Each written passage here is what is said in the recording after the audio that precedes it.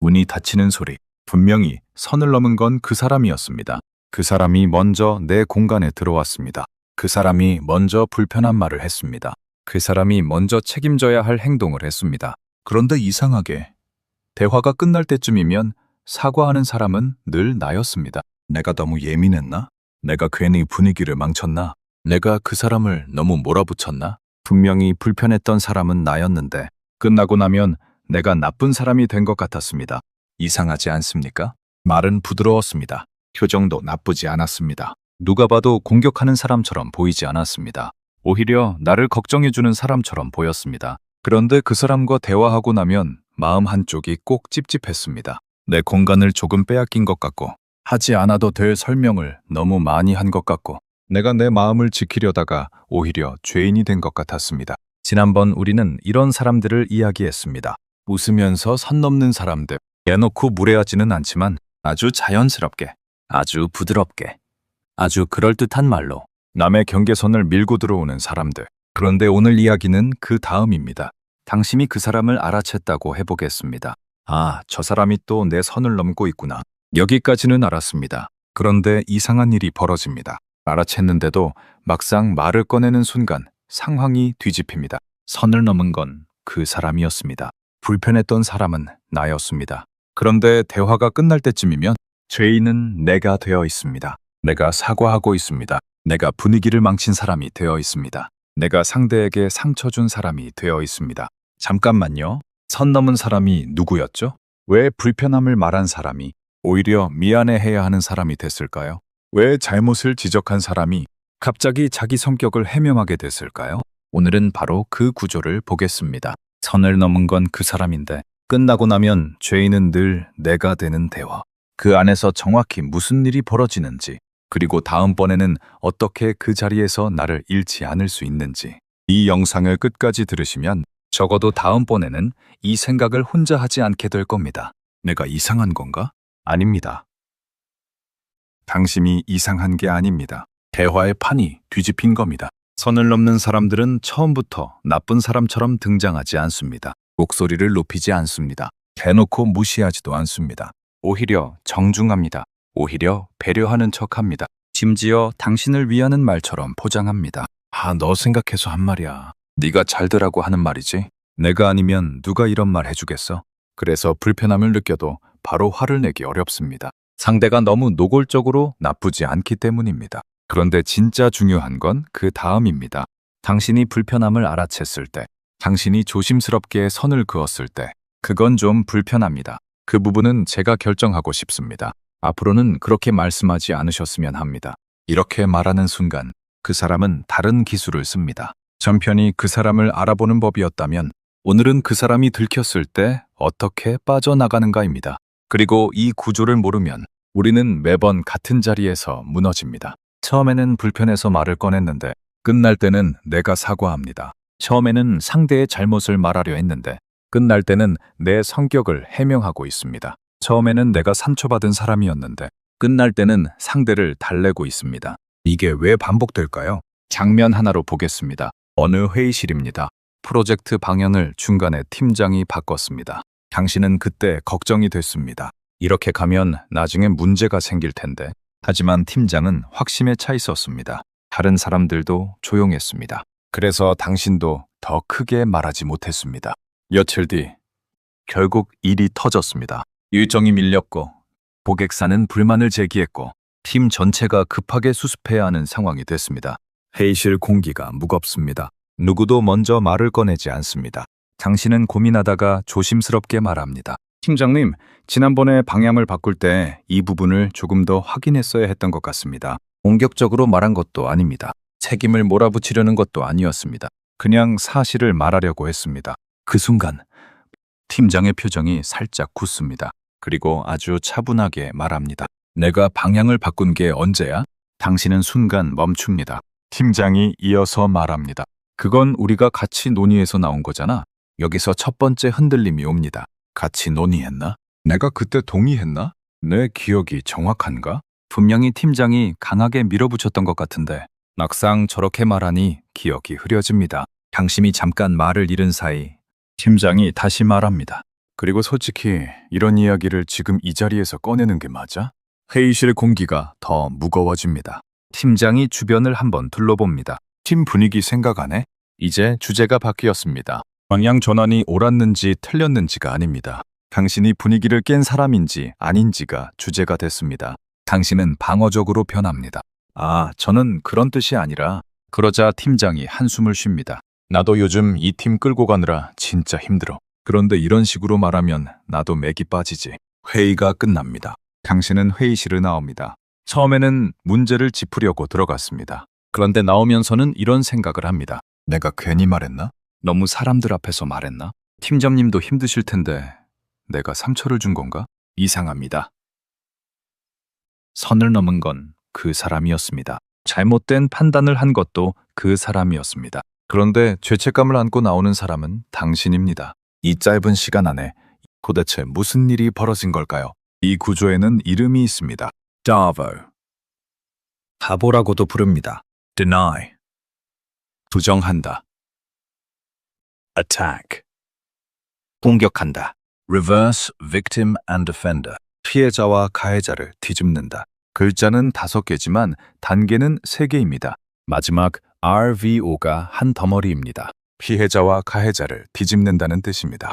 이 개념은 심리학자 제니퍼 프레이드가 정리한 것으로 알려져 있습니다. 처음에는 권력관계, 학대, 폭력, 대신 트라우마 같은 무거운 상황에서 책임 회피 반응을 설명하는 과정에서 주목받았습니다. 하지만 우리가 오늘 이 이야기를 하는 이유는 이 패턴이 꼭 극단적인 사건에서만 나타나는 게 아니기 때문입니다. 직장에서도 나타납니다. 가족 안에서도 나타납니다. 오래된 친구 사이에서도 나타납니다. 연인 사이에서도 나타납니다. 작은 모임 안에서도 나타납니다. 다만 조심할 것이 있습니다. 우리는 누군가를 진단하려는 것이 아닙니다. 저 사람은 무조건 이런 사람이다 라고 낙인 찍으려는 것도 아닙니다. 중요한 건 사람의 이름표가 아닙니다. 중요한 건 반복되는 패턴입니다. 어떤 사람과 대화할 때마다 계속 같은 일이 벌어지는가? 내가 문제를 말하려고 하면 늘 내가 문제인 사람이 되는가? 내가 상처를 말하려고 하면 늘 상대의 상처를 달래고 있는가? 이 패턴이 반복된다면 우리는 그 구조를 알아야 합니다. 그래야 나를 지킬 수 있습니다. 이제 3단계를 하나씩 보겠습니다. 첫 번째는 부정입니다. 선을 넘었다고 말하는 순간 상대는 먼저 현실을 흐립니다. 내가 언제 그랬어? 그게 그렇게 들렸어? 너무 확대 해석하는 거 아니야? 나는 그런 뜻 아니었는데. 그건 네가 잘못 들은 거야. 이 말들이 나오는 순간 당신은 자신의 기억을 다시 점검하게 됩니다. 분명히 들었습니다. 분명히 불편했습니다. 분명히 그 말은 당신의 경계를 넘었습니다. 그런데 상대가 너무 태연하게 부정하면 이상하게 당신의 확신이 줄어듭니다. 특히 오래 알고 지낸 사람일수록 더 그렇습니다. 가족이면 더 그렇습니다. 상사면 더 그렇습니다. 평소에 주변 사람들에게 좋은 사람으로 보이는 사람이면 더 그렇습니다. 왜냐하면 우리는 보통 가까운 사람이 내 기억과 다른 말을 하면 내 기억을 먼저 의심하기 때문입니다. 내가 잘못 기억하나? 내가 너무 예민하게 받아들였나? 저 사람이 정말 그런 의도로 한 게 아닌가? 여기서 중요한 건 부정이 꼭 완전한 거짓말로만 오지 않는다는 것입니다. 더 교묘한 부정은 절반만 인정합니다. 말한 건 맞아. 그런데 그런 뜻은 아니었지. 결정한 건 맞아. 그런데 다 같이 동의했잖아? 조금 세게 말한 건 맞아. 그런데 너를 위해서 한 말이었어. 이건 사실을 완전히 지우는 게 아닙니다. 사실의 의미를 바꾸는 겁니다. 말은 했습니다. 하지만 무례한 말은 아니었다고 합니다. 결정은 했습니다. 하지만 혼자 한 결정은 아니었다고 합니다. 상처를 줬습니다. 하지만 당신을 위해서였다고 합니다. 그러면 당신은 애매해집니다. 맞는 말 같기도 하고 아닌 것 같기도 합니다.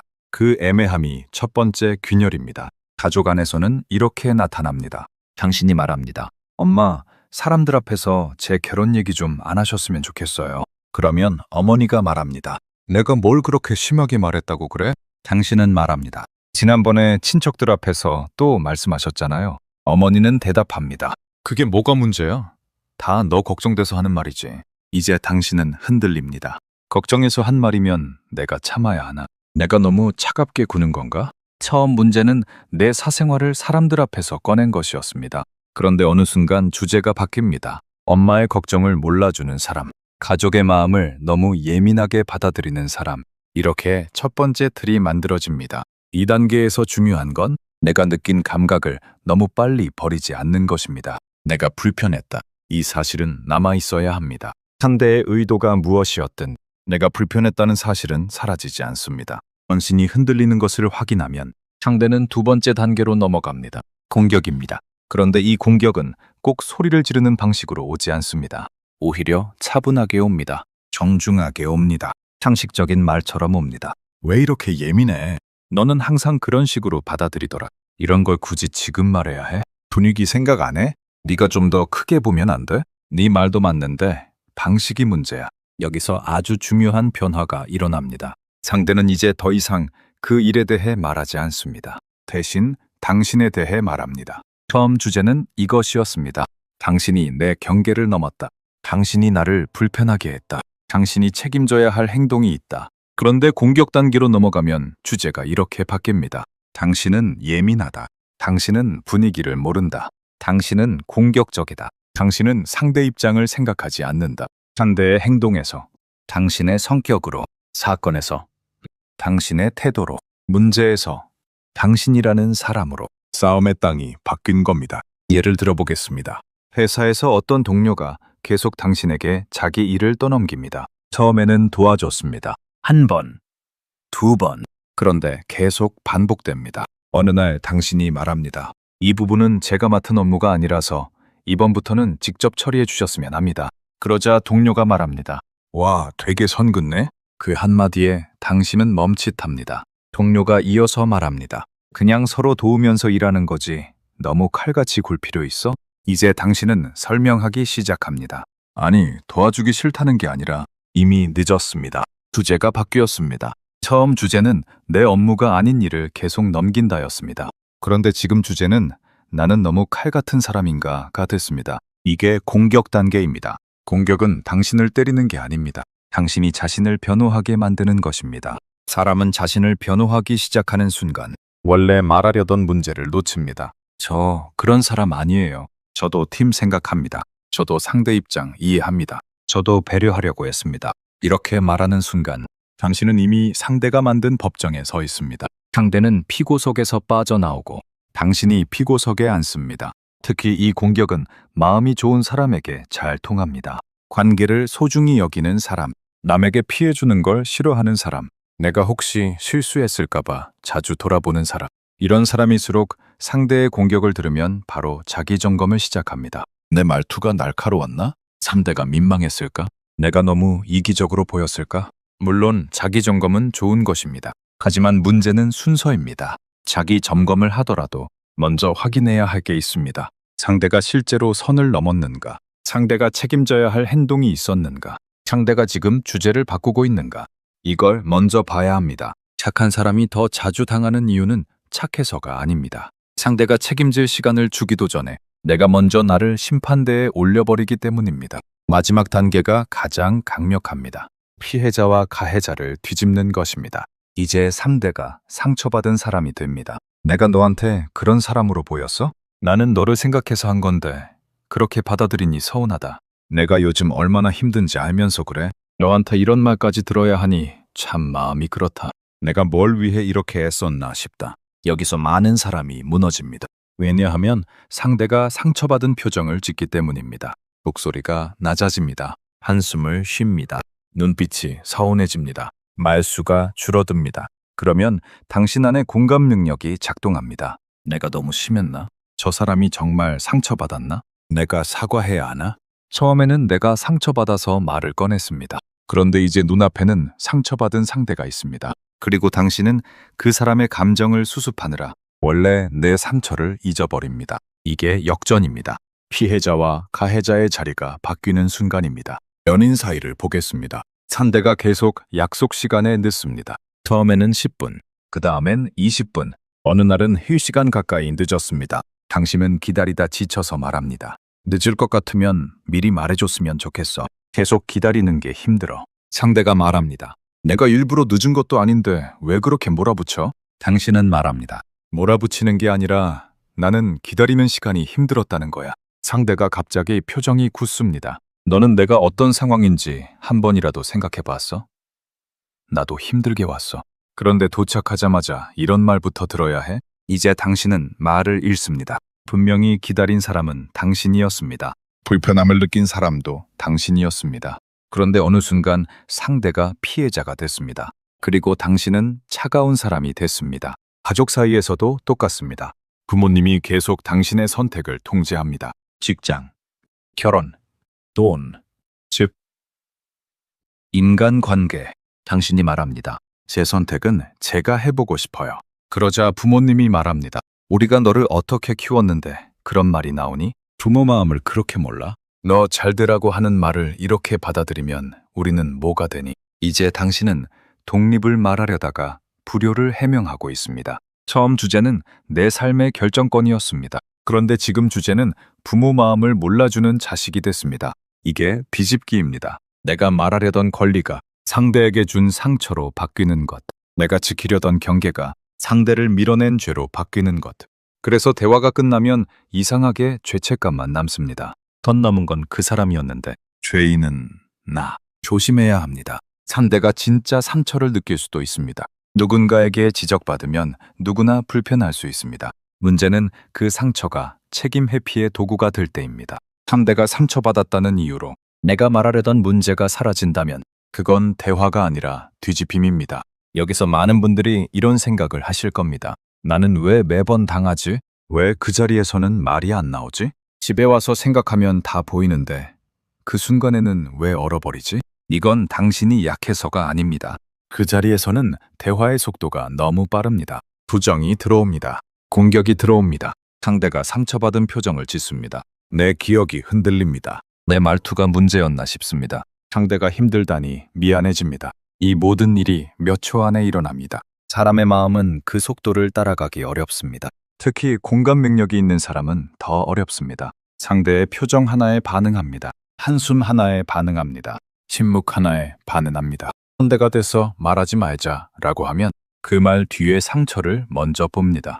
상대가 괜찮아 라고 하면 괜찮지 않은 걸 먼저 느낍니다. 그래서 내가 먼저 다가갑니다. 내가 먼저 풀어주려고 합니다. 내가 먼저 사과합니다. 그리고 그날 밤 대화가 머릿속에서 계속 반복됩니다.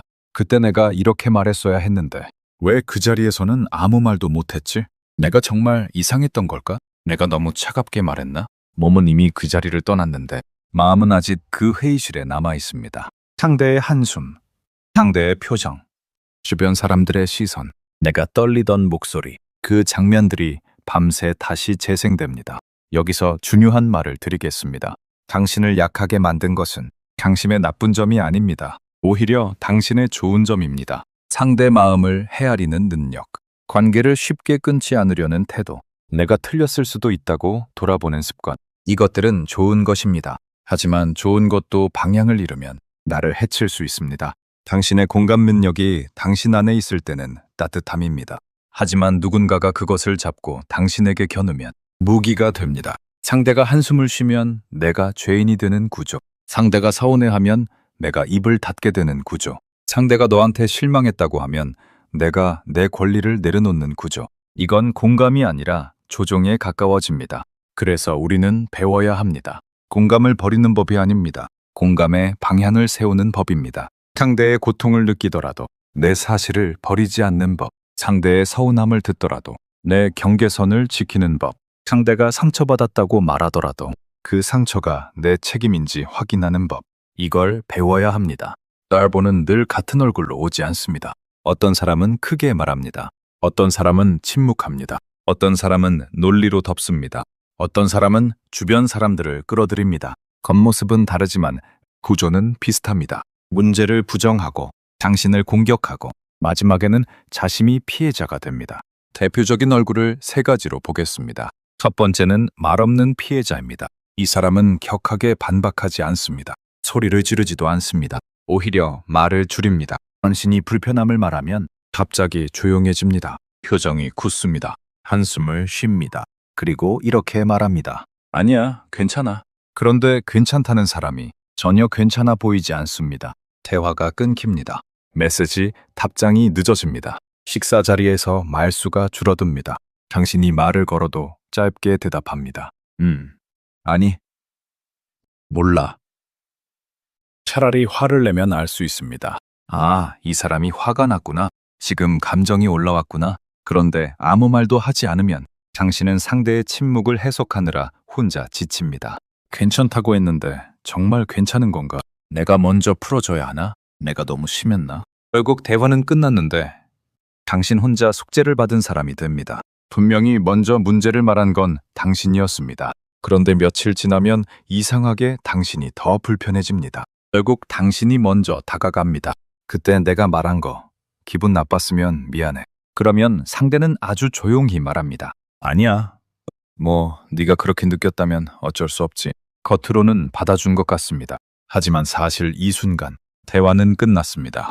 원래 주제는 사라졌습니다. 그 사람이 선을 넘은 일도 사라졌습니다. 남은 건 당신의 사과뿐입니다. 말없는 피해자 유형이 무서운 이유는 아무것도 하지 않는 것처럼 보인다는 겁니다. 그 사람은 공격하지 않은 것 같습니다. 그 사람은 화내지 않은 것 같습니다. 그 사람은 그냥 조용히 있었을 뿐입니다. 하지만 그 침묵이 당신에게 일을 시킵니다. 당신이 알아서 죄책감을 느끼게 합니다. 당신이 알아서 사과하게 합니다. 당신이 알아서 문제를 접게 합니다. 이 유형 앞에서 기억해야 할 문장이 있습니다. 침묵이 항상 무해한 것은 아닙니다. 어떤 침묵은 대화의 여백이 아니라 책임 회피의 벽입니다. 두 번째는 논리로 덮는 사람입니다. 이 사람은 감정적으로 보이지 않습니다. 오히려 아주 이성적으로 보입니다. 당신이 문제를 제기하면 즉시 분석이 시작됩니다. 그게 내 잘못이라는 근거가 뭐야? 그때 상황을 정확히 보자. 첫째, 나는 그렇게 말한 적이 없어. 둘째, 네가 그때 제대로 확인하지 않았어. 셋째, 전체 맥락에서 보면 이건 내 해석이야. 말이 빠릅니다. 항목이 많습니다. 표정은 차갑습니다. 목소리는 안정적입니다. 그러면 당신은 이상하게 밀립니다. 분명히 불편함은 내가 느꼈습니다. 분명히 문제는 있었습니다. 그런데 상대가 너무 논리적으로 말하니 내가 준비가 안 된 사람처럼 느껴집니다. 반박하려고 해도 기억이 정리되지 않습니다. 날짜도 정확히 생각나지 않습니다. 그때 누가 있었는지도 헷갈립니다. 감정이 올라옵니다. 목소리가 떨립니다. 그 순간 상대가 말합니다. 봐, 지금도 감정적으로 말하잖아. 끝났습니다. 이제 당신은 감정적인 사람이 됐습니다. 상대는 논리적인 사람이 됐습니다. 하지만 잘 보십시오. 이것은 정말 논리의 문제였을까요? 아닙니다. 논리는 때로 진실을 밝히는 도구가 아니라 책임을 덮는 커튼이 될 수 있습니다. 논리로 덮는 사람의 핵심은 문제를 끝없는 토론으로 바꾸는 것입니다. 당신은 그 말이 불편했다고 말하고 싶었을 뿐입니다. 그런데 어느새 상대의 1번, 2번, 3번 주장에 하나씩 반박해야 하는 사람이 되어 있습니다. 당신은 판사가 아닙니다. 수사관도 아닙니다. 논문 심사위원도 아닙니다. 관계 안에서 불편함을 말한 사람입니다. 이 유형 앞에서 중요한 건 모든 논점을 다 따라가지 않는 것입니다. 상대가 10가지 논리를 꺼내도 당신은 하나만 붙들면 됩니다. 여러 설명은 들었습니다.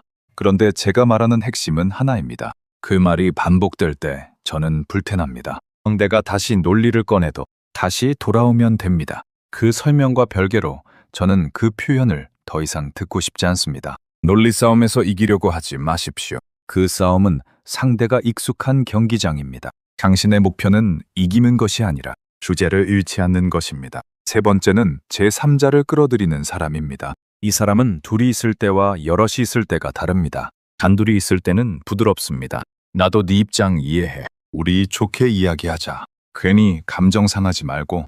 그런데 다른 사람이 한 명이라도 있는 자리에서는 달라집니다. 당신이 조심스럽게 말합니다. 저는 그 부분이 조금 불편했습니다.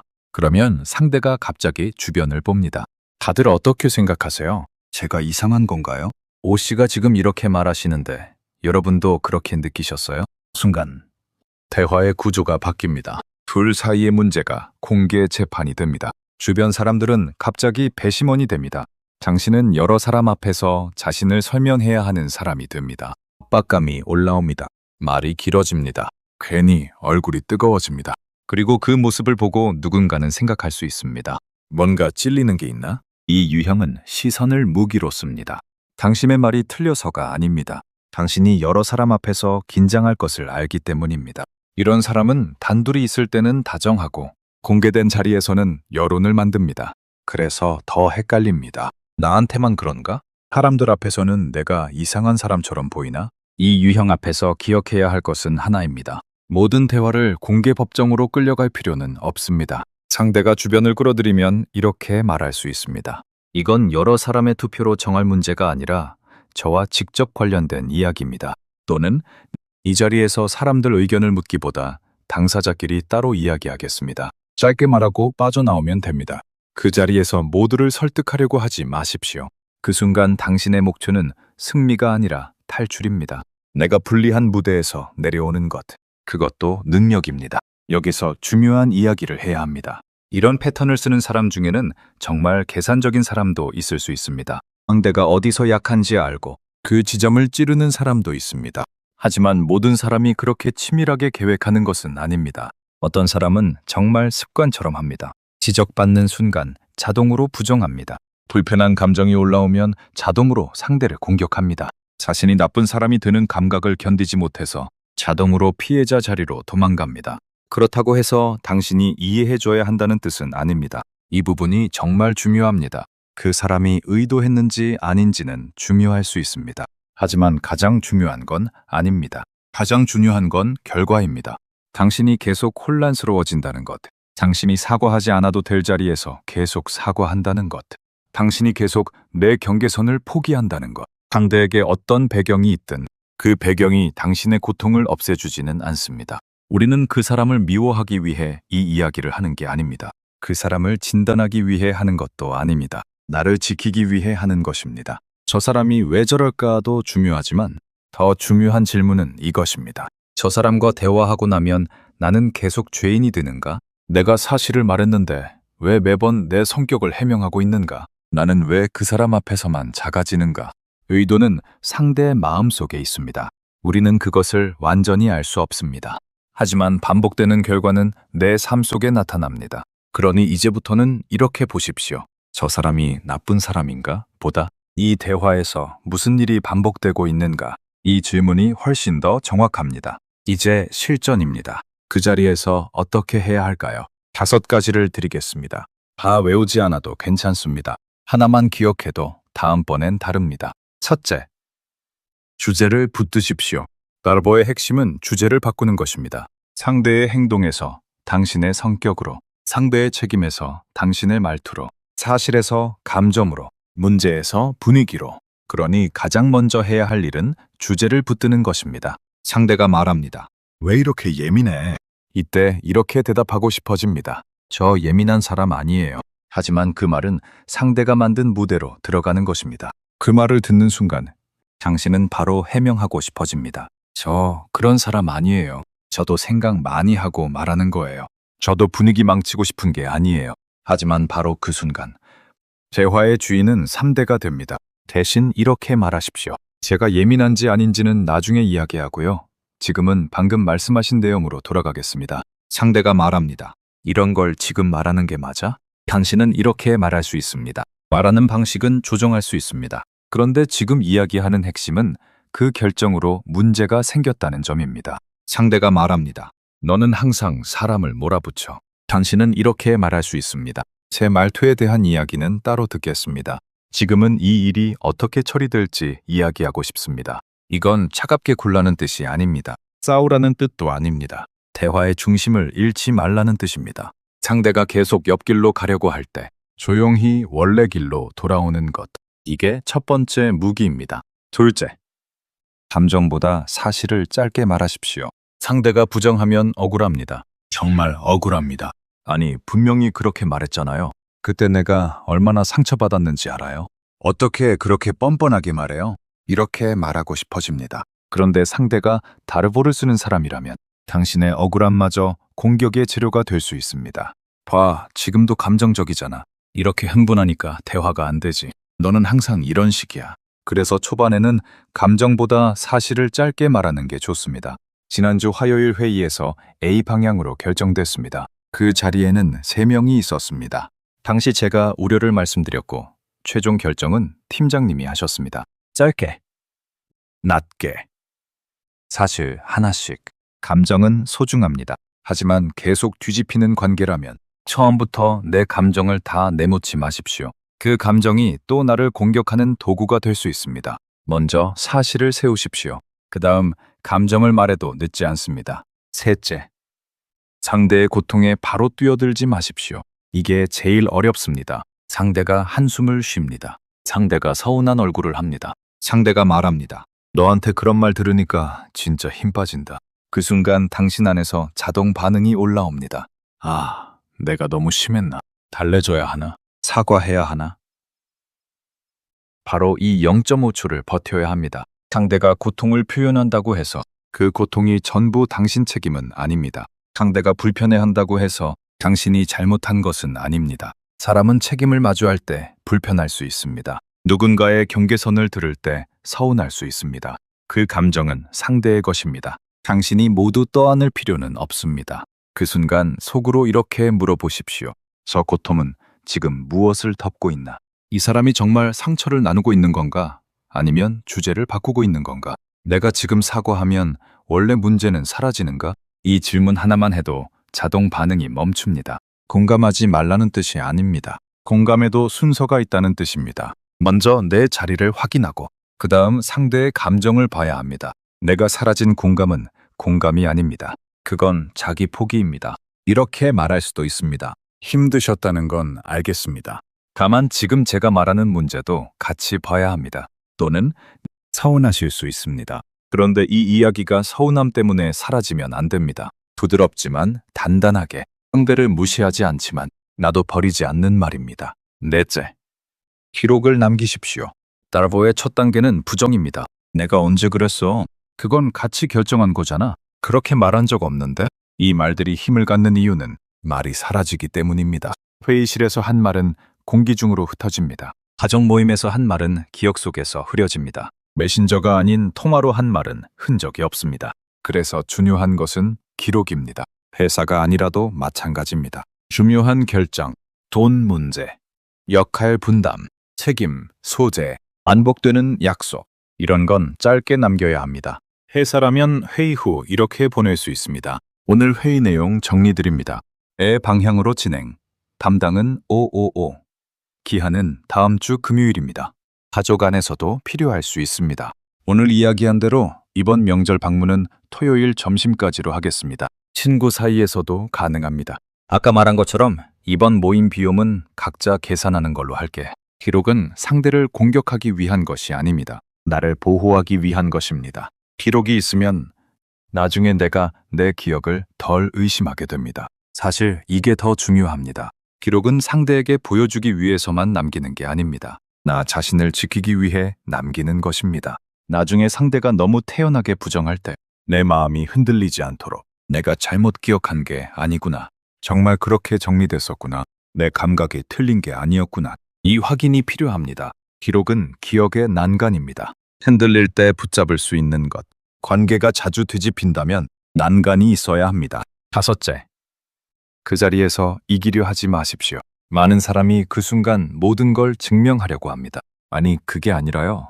제 말 좀 끝까지 들어보세요. 제가 왜 이런 말을 하는지 설명드릴게요. 그때 분명히 이렇게 말씀하셨잖아요. 물론 설명하고 싶습니다. 억울하니까요. 내가 이상한 사람이 아니라는 걸 보여주고 싶으니까요. 하지만 다르보가 작동하는 자리에서는 설명할수록 더 얽힐 수 있습니다. 상대는 계속 주제를 바꿉니다. 당신의 말투를 지적합니다.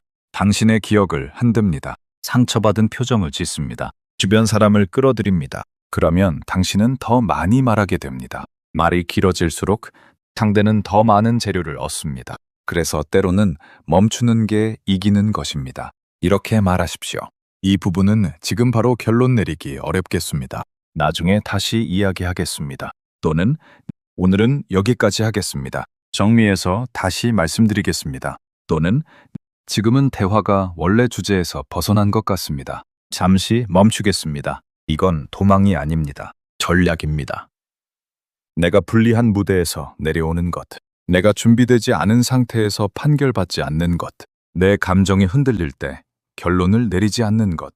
그건 약한 게 아닙니다. 오히려 성숙한 것입니다. 모든 싸움을 그 자리에서 끝낼 필요는 없습니다. 특히 상대가 판을 흔드는 사람이라면 더더욱 그렇습니다. 내가 선택한 자리에서 내가 정리한 말로 내가 감당할 수 있는 속도로 다시 이야기하면 됩니다. 그 자리에서 이기는 것보다 중요한 건 그 자리에서 나를 잃지 않는 것입니다. 지금까지 5가지를 말씀드렸습니다. 주제를 붙드십시오. 감정보다 사실을 짧게 말하십시오. 상대의 고통에 바로 뛰어들지 마십시오. 기록을 남기십시오. 그 자리에서 이기려 하지 마십시오. 그런데 솔직히 말씀드리겠습니다. 그 순간에는 이 5가지가 생각나지 않을 수 있습니다. 머리로는 다 알겠는데 막상 그 사람 앞에 서면 몸이 먼저 굳습니다. 가슴이 답답해집니다. 손이 차가워집니다. 목소리가 작아집니다. 그러면 이것 하나만 기억하십시오.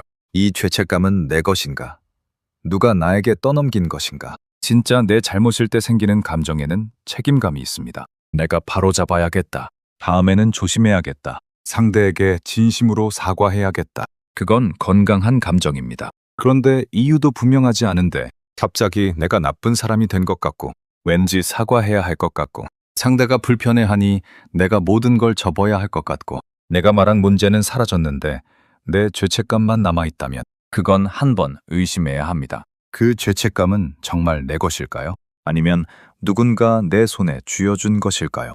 죄책감은 가끔 가짜 영수증처럼 옵니다. 내가 산 것도 아닌데 나에게 계산하라고 내밉니다. 진짜 영수증에는 내가 산 물건이 적혀 있습니다. 그런데 가짜 죄책감에는 내가 하지 않은 일까지 적혀 있습니다. 상대의 서운함, 상대의 실망, 상대의 불편함, 상대의 오래된 습관, 상대가 책임져야 할 감정까지 그걸 전부 내 카드로 긁으라고 내미는 겁니다. 그럴 때 바로 결제하지 마십시오. 잠깐 멈추고 확인하십시오.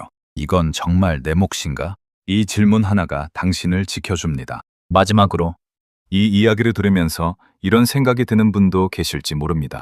나도 예전에 저렇게 한 적이 있는 것 같은데. 나도 지적받았을 때 방어적으로 굴었던 적이 있는데. 나도 상처받은 척하면서 상대를 미안하게 만든 적이 있나? 그 생각이 들었다면 저는 오히려 좋은 신호라고 생각합니다. 왜냐하면 자기 행동을 돌아볼 수 있다는 뜻이기 때문입니다. 우리는 모두 방어적이 될 때가 있습니다. 누구나 지적받으면 불편합니다. 누구나 내 잘못을 인정하기 싫은 순간이 있습니다. 누구나 한 번쯤은 책임을 피하고 싶었던 적이 있습니다. 그 자체가 곧 나쁜 사람이라는 뜻은 아닙니다. 문제는 반복입니다. 그리고 그 반복이 상대를 계속 혼란스럽게 만드는가입니다.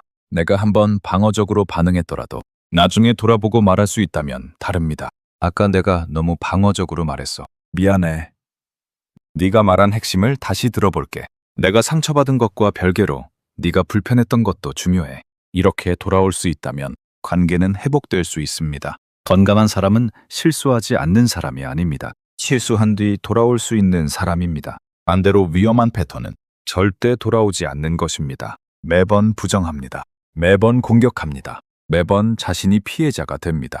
그리고 매번 당신이 사과합니다. 그게 반복된다면 그건 단순한 오해가 아닐 수 있습니다. 관계의 구조를 다시 봐야 합니다. 오늘 이야기를 정리하겠습니다. 선을 넘은 사람이 있었습니다. 당신은 불편함을 느꼈습니다. 그래서 조심스럽게 말했습니다. 그런데 상대는 부정했습니다. 내가 언제 그랬어? 그리고 당신을 공격했습니다. 왜 그렇게 예민해? 마지막에는 자신이 피해자가 됐습니다. 너한테 그런 말 들으니 서운하다. 그렇게 대화가 끝났습니다. 그리고 남은 건 당신의 죄책감이었습니다. 하지만 이제는 그 구조를 압니다. 당신이 이상한 게 아닙니다. 대화의 판이 뒤집힌 겁니다. 당신이 예민해서가 아닙니다. 상대가 주제를 바꾼 겁니다. 당신이 나쁜 사람이어서가 아닙니다. 상대의 고통이 당신에게 떠넘겨진 겁니다. 다음에 또 그런 순간이 오면 싸우려고 하지 않아도 됩니다. 상대를 이기려고 하지 않아도 됩니다. 모두에게 증명하려고 하지 않아도 됩니다. 그냥 속으로 한 번만 말해보십시오. 지금 주제가 바뀌고 있다. 나는 내 이야기를 놓치지 않겠다. 이 죄책감이 정말 내 것인지 확인하겠다. 그 정도면 충분합니다. 처음부터 완벽하게 대응할 필요는 없습니다. 처음에는 알아차리는 것만으로도 큰 변화입니다. 아, 이 구조구나. 아, 내가 또 죄인이 되어가고 있구나. 아, 지금 빠져나와야 하는구나. 그걸 알아차리는 순간 당신은 이미 예전과 다릅니다. 선 남은 건 그 사람이었습니다. 그 사실을 잊지 마십시오. 그리고 당신이 느낀 불편함도 쉽게 버리지 마십시오. 누군가 웃으면서 말한다고 해서 그 말이 항상 안전한 것은 아닙니다. 누군가 상처받은 표정을 짓는다고 해서 그 상처가 항상 당신 책임인 것도 아닙니다. 관계는 서로를 살리는 것이어야 합니다. 한 사람이 계속 죄인이 되는 구조라면 그건 관계가 아니라 불균형입니다. 오늘 밤 혹시 오래된 대화 하나가 떠오를지도 모릅니다. 그때도 내가 잘못한 줄 알았는데, 그때도 이상하게 내가 사과했는데, 그때도 선 넘은 건 그 사람이었는데, 그 장면이 떠오른다면 너무 늦었다고 생각하지 마십시오. 그때의 나를 탓하지 마십시오. 그때의 당신은 몰랐습니다. 그 구조의 이름을 몰랐고, 그 대화가 어떻게 뒤집히는지 몰랐고, 내 죄책감이 정말 내 것인지 확인하는 법을 몰랐습니다. 하지만 이제는 압니다. 그리고 아는 순간부터 조금씩 달라질 수 있습니다. 오늘도 당신의 마음을 응원합니다. 그런데 한 가지가 더 남습니다. 그 사람이 직장 상사라면 어떻게 해야 할까요? 가족이라서 피할 수 없다면요? 매일 봐야 하는 사람이라면요? 완전히 끊을 수도 없고 매번 싸울 수도 없는 관계라면 어떻게 해야 할까요? 다음 시간에는 그 이야기를 해보겠습니다. 피할 수 없는 사람에게서 나를 지키는 법. 같은 공간에 있어도 내 마음을 빼앗기지 않는 방법. 다음 영상에서 이어가겠습니다. 감사합니다.